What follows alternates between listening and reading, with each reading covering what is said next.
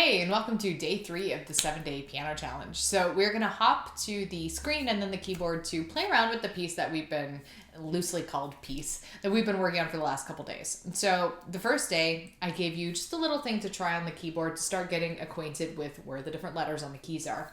Day 2, I basically had you do the same thing, except this time I had you print off the sheet music for it. So it's like the exact same thing that we played on day 1, but it's actually on notated music now. So it's not we didn't get into teaching you how to read notes on the staff, but just to get you used to the idea of how the notes move on the staff. So today we're going to complete the triad of what I consider the most important foundational things to learn when you're learning the piano.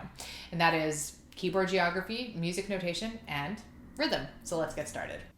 There are 3 concepts in music that I like to really focus in on for the first lessons. And these are subjects that I tend to deep dive and spend a good week focusing on each of these individually. But I also like to get people immersed in all 3 of these right at the beginning as well, and then kind of pick them off one by one.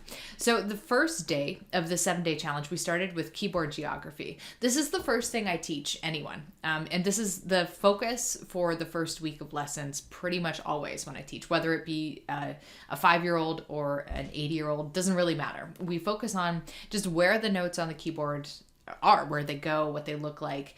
We don't really focus, and I do like to get everyone playing some kind of music at the end of a first lesson. Kind of like that piece of music I shared with you, just something really simple that explores the notes on the keyboard as a way for you to learn basically your geography, but get playing something too, so that you're not just learning things in theory, you're actually learning things in practice.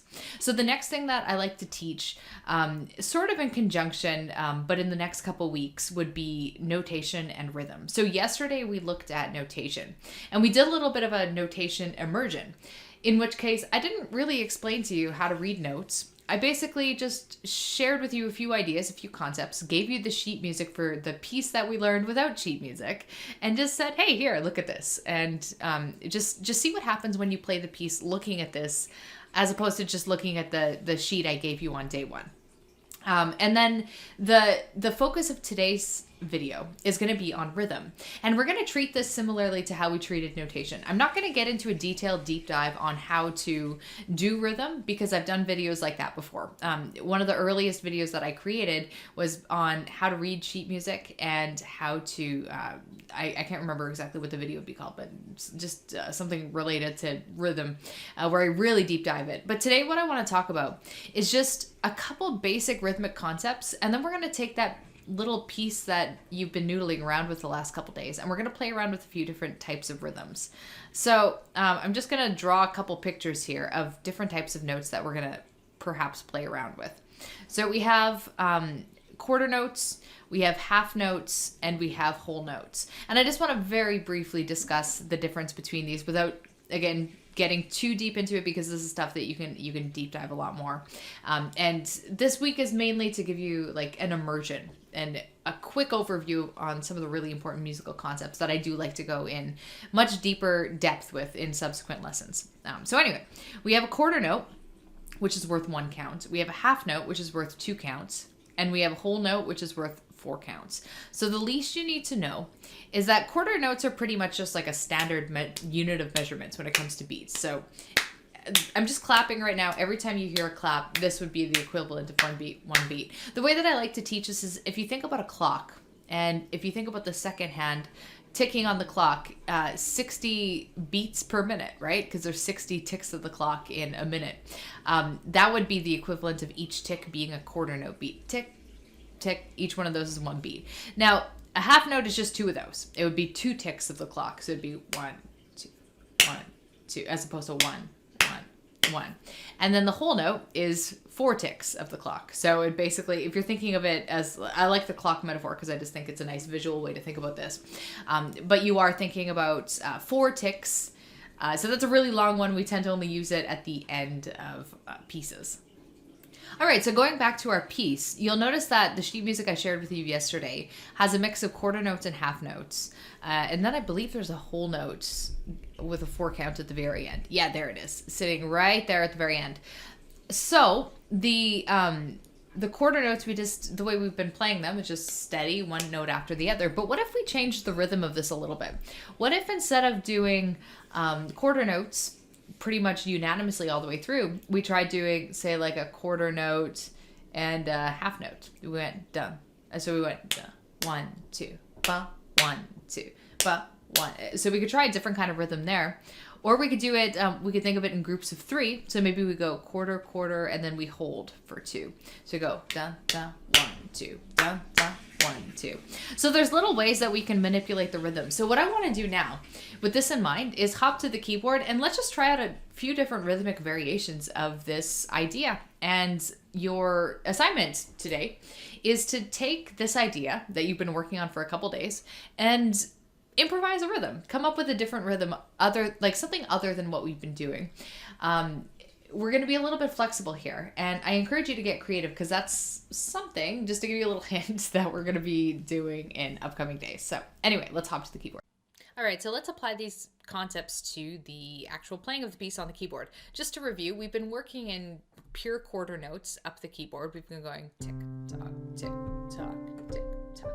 1, 2, tick, tock, tick, tock, 1, 2. So we're basically following a steady and consistent quarter note rhythm all the way up to the top. And then when we get to the top, we hold it for 2 beats. So that's the sound of our quarter note and half note pattern that we've been inadvertently playing. Because yesterday I just kind of threw the music at you, didn't explain anything about the counting, and trusted it to your ear to figure it out. So now that maybe you have a general understanding of the 2 different types of rhythms you've basically been working on in this piece, steady quarter notes and then a 2 count note, what we can do is apply this by actually playing it and manipulating it. So like we talked about, what would happen if you put a half note on every second note?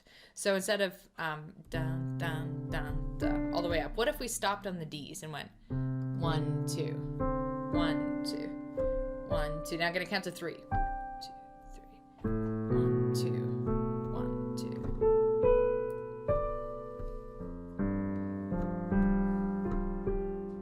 Gives it kind of this totally different lilt. It gives it a little bit of like a rocking sound.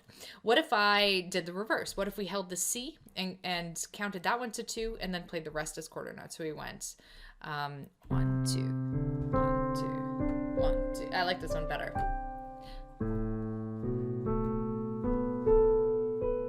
Has a really nice character to it. What if we added a note? So another way that we can manipulate the rhythm, and this will give us a little bit more freedom, is I'm going to add a 3rd note to the pattern. This time I'm going to do, instead of just C, D, I'm going to do C, D, and E. So we're going to add a 3rd note in there.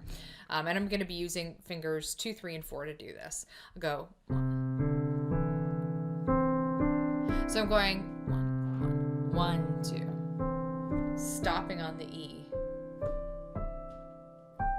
Really nice little pattern, just adding that 1 extra note.